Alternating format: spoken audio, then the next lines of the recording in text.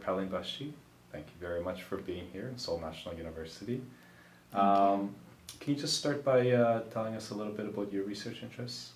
Sure. I study literature and cultural studies of modern Turkey, 20th century, 21st century. I'm interested also in popular culture, film, television, popular journals, short stories, novels that were written in 20th and 21st century. I try to explore in-depth constructions of identity, modern identities, particularly women and gender, but also all kinds of different identities. And I try to look at it within a historical framework so I can follow and see change a little bit, so it isn't, all static, And I think that I'm fascinated by popular culture because it is very revealing, as we were talking the other day. Not many do study popular culture. I like to study it precisely because it's very revealing. So those are some of my academic interests. Who are some writers or filmmakers that you're interested in, and what's their significance? Well, they are, writers I'm interested in. For example, I had one article on Halide Edip, but most people when they study Halide Edip was a very famous, late 19th, early 20th century female writer. When they study Halide Edip, they usually look into her, most important works. Whereas I sort of took her little novellas about love, and this is right before she began writing about nationalism or greater questions, greater political questions. She was writing these, novellas and short stories about falling in love and what it meant, at that time.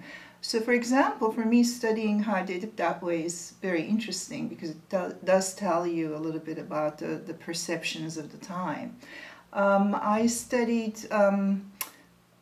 you asked about film directors, looking at more contemporary directors. For example, Can Irmak is one director that I like watching and studying. He's a very popular director. He is of the sort of popular Turkish cinema school, which is like Turkish Bollywood, really.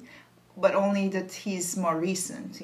Turkish popular film industry lived its heyday in the 60s and 50s and 60s, and maybe early part of the 70s, and then died a slow and painful death. But it had a second coming, and that second coming happened in the 2000s, and Can Irmak had much to do with that second coming. So, for example, I'm very interested in his works. I don't know if that gives you a taste of the kinds of things that I do, but... Yeah. The lecture that you're giving today, this afternoon, it's titled Film and Television in the Making of Turkish Nation Since 1980. Give us a very brief overview of it. I have to start with a confession. Okay.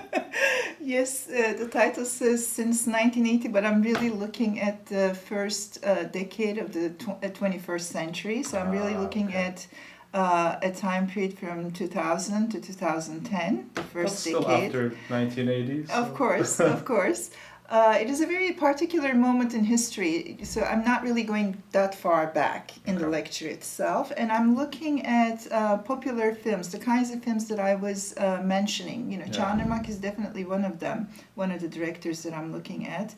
But I'm not only exploring film, I'm also looking into some mainstream television serials that were made during this period. And these films and serials seem to have a very salient theme, the theme of the 1980 coup, which I think is sort of, a metonymy, another name for authoritarianism or authoritarian interventionism. So I'm trying to ask bigger questions. I'm trying to see if, popular culture, because these are popular films and popular mainstream television serials, can popular culture really recreate a different future other than the one that's given by official history and official identity. Can you tell us a little more about our history in a different way? Is really the question that I'm exploring in the lecture itself, broadly speaking. And this is part of, I assume this is part of a larger project. I know that you have a book, a forthcoming book. What is the title of the book? What does the book cover?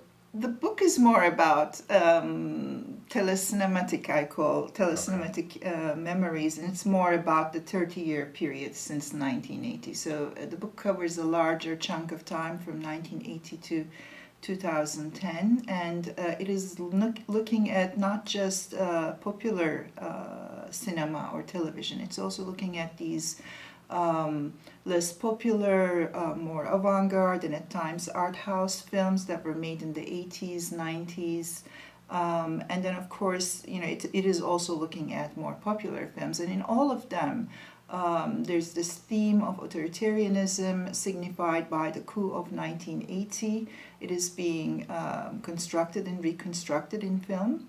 And I'm trying to see in what ways this construction happens and what these films tell us. And I think that I find a couple of continuities that I think are interesting, because there are also broader continuities with culture out there. The child figure and childhood seem to be tropes that represent important ideas. The child figure seems to speak for the projects about nation's future, whereas the childhood seems to represent the nation's past, and they keep recurring in these films. And this is not really surprising, because these were in fact tropes that were also in circulation in late 19th, early 20th century literature about modernity and family and what kind of a nation we should be, and how we form our families so that we can be that kind of a nation. So we had this discussion already in the works, going back a century and a half. So it's coming back and recurring in these films, which are really about authoritarianism. So I think that in the book I'm trying to look into what I would call a more sort of ground up history of the Cold War. How is it told through film? In a way, it's like public history, only through popular culture. Right. And just going back to this theme of popular culture, because usually in the public discourse about the Middle East right now, popular culture is not something that's in the center of debates. It's usually neglected, completely excluded from the conversations. But it was very intentional that we decided to focus on popular culture in the Middle East. In Turkey, it's interesting. So there are filmmakers, writers who are icons in the country, but also outside the country, very well known, from Yes. Pamuk to Nassim to many others who've become household names. How do you think that dynamic between popular culture and social change has broadly played out in Turkey? I think that popular culture is not only revealing, as I just said a minute ago, but it's also very important in reshaping our perceptions and maybe our ability to imagine another future. Now, some of those other figures you just listed, Orhan Pamuk, Aziz Nesin, obviously are, I wouldn't entirely call them popular culture figures. If I have to place them in a spectrum, in a literary spectrum, I'd probably place them with more high culture. But Pamuk, for example, is very interesting. He and so is Nesin, actually. You're right about that. They make room for popular culture in their narratives. I mean, I'm thinking of not just Nesin's humor, but his Istanbul boy. He does bring up everyday life in a really poor neighborhood of Istanbul as the nation was being transformed. And you're not going to find a narrative like that anywhere else. It's wonderful. And with Orhan Pamuk, of course, he too is making room definitely for popular culture. The first thing that springs to my mind is, of course, one of his earlier but very well-known works, Black Book. In it, you have constant references to Turkish cinema, Turkish popular culture, and even what you might call more sort of an underground understanding of, of culture in a very interesting way. I'm thinking of references to Turkish film icons like Türkan Şoray, references to Turkish columnists. I think there are places where Pamuk gave interviews about, his composite columnist character in Black Book, for example, which I think refers at least in part to Çetin Altan, who was a very important 20th century columnist and an intellectual public figure. So there's definitely this continuity even between high culture and popular culture. I mean, we like to think of them as very separate things, but they really aren't in reality. And some writers very purposefully invite popular culture into their narratives. I think the social change is not possible if we are not taking popular culture into consideration.